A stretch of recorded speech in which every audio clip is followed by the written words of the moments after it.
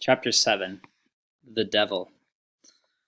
If the world were sweet and fair, Alice, she must be called Alice now, and Will would become friends and the village applaud her for her bravery, and the midwife be more generous with her cheese and onions. Since this is not so, and the world is just as it is, and no more, nothing changed. Most of the villagers still paid no attention to Alice at all. Some were mean, like Gromit Smith, near as big as a dozen Alices, who would sit on top of the girl so Jack and Wat could rub chicken manure into her hair, or the miller who pinched her rump when she brought grain to the mill to be ground. And some were kind, or nearly so, like the baker's wife, who always asked Alice how she fared on this fine day, and the red-headed Will, who threw fewer stones at her since her saving of him, and sometimes stopped the taunting altogether, saying, "Ah, this wag grows boresome. Dick's granny is hanging out the wash. Let's go tie knots in his breeches." And that is the way it was until the day the devil walked about. It started with the two-headed calf born to Roger Mustard's cow, Molly, and then a magpie landed on the miller's barn and would not be chased away. Suddenly, the whole village saw witches and devils everywhere, and fear lived in every cottage. Alice, who had slept alone outside in the dark for most of her years, even at fearful times like All Hallows' Eve and Walpurgis Night, had never yet seen the devil and had nothing to fear from the night. It was she, then, who was sent to fetch and carry and deliver messages after dark, while the villagers stayed in their smoky cottages. So it was that she saw much of what went on in the village and how people lived their lives and spent their time. It was so quiet for a few days, with all the villagers inside and idle, that Alice even had a little time to herself, to wonder and think and plan, to watch and learn from old Gilbert Greyhead about the carving and polishing of wood, and to ask questions of the priest about sin and evil and the devil, humming to herself all the while. Then, one damp autumn morning, Robert Weaver found strange footprints, which wound about the village and stopped suddenly at the door of the church.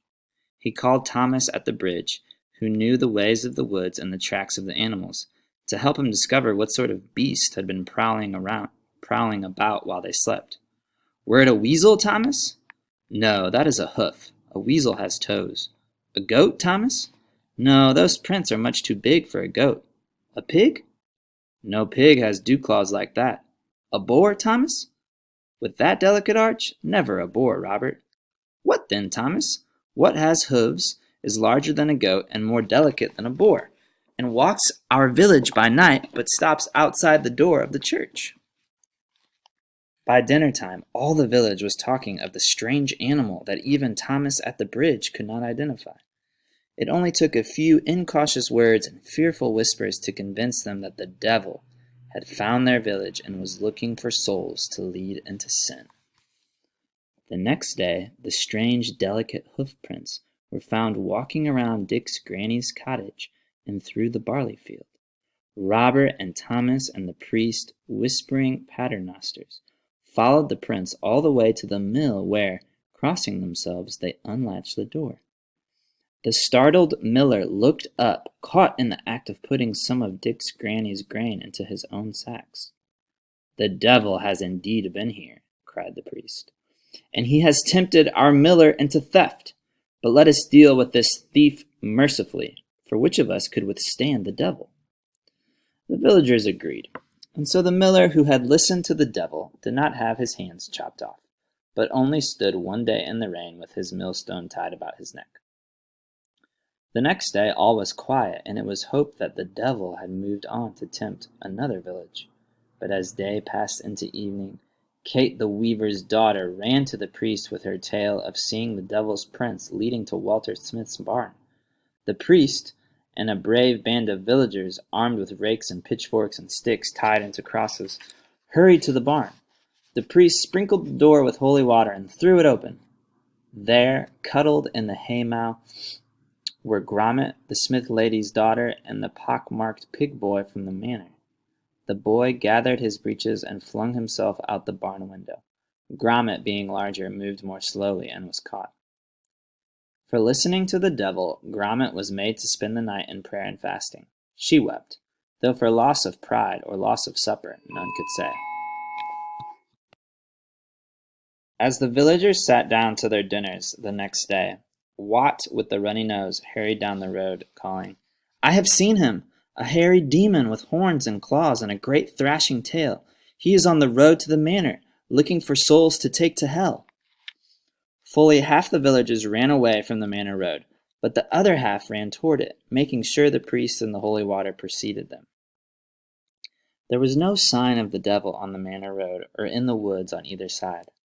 Finally, the villagers started home, and there near Roger Mustard's cottage were the devil's prints marching down the road, past Dick's granny's cottage, around Walter Smith's barn, and up to the door of William the Reeve's cottage.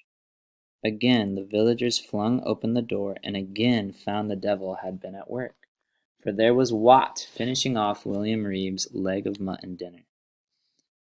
The priest decided that Wat's gluttony and deceit were the fault of the devil and not of the boy. So Wat's face was not branded, but William Reeve's bad-tempered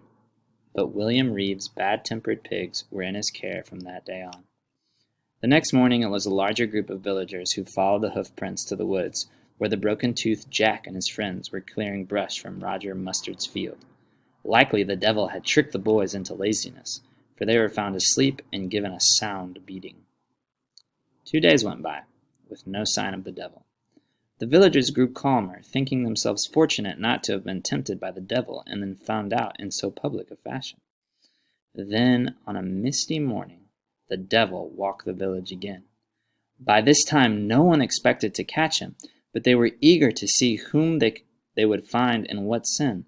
So all the village followed the prince except for the midwife, who was called to the manor at the last minute, and Alice, who was elsewhere. The parade of villagers laughed and gossiped out of the village and along the old north road. As they followed the prince through a field, they grew quiet. The prince stopped near a large tree, and so did the villagers. From behind the tree came the call, "Is that you, Jane, my dove?" And out leaped the baker, holding a bunch of Michaelmas daisies and a basket of bread before him. All was quiet. The baker's wife stepped forward and took the flowers as the villagers turned and walked away, leaving her to sort out what was the devil's work and what the baker's. After the departing villagers passed the river, at a spot where the water ran swift and deep, Alice stepped out of the woods. She took something from under her skirt, threw it into the river, and followed the crowd home. And so it was that all, except the fortunate midwife, who had taunted or tormented Alice, were punished for their secret sins. After this, the devil was never seen in the village again, and no one but Alice knew why. I'm going to read that line again. After this, the devil was never seen in the village again, and no one but Alice knew why. Several days later, in a village where the river meets the sea, there washed up on the banks 2 blocks of wood, carved in the shape of the hooves of some unknown beast. No one could figure what they were or where they had come from, so eventually Annie Broadbeam threw them into her cooking fire and enjoyed a hot rabbit stew on a cold autumn night.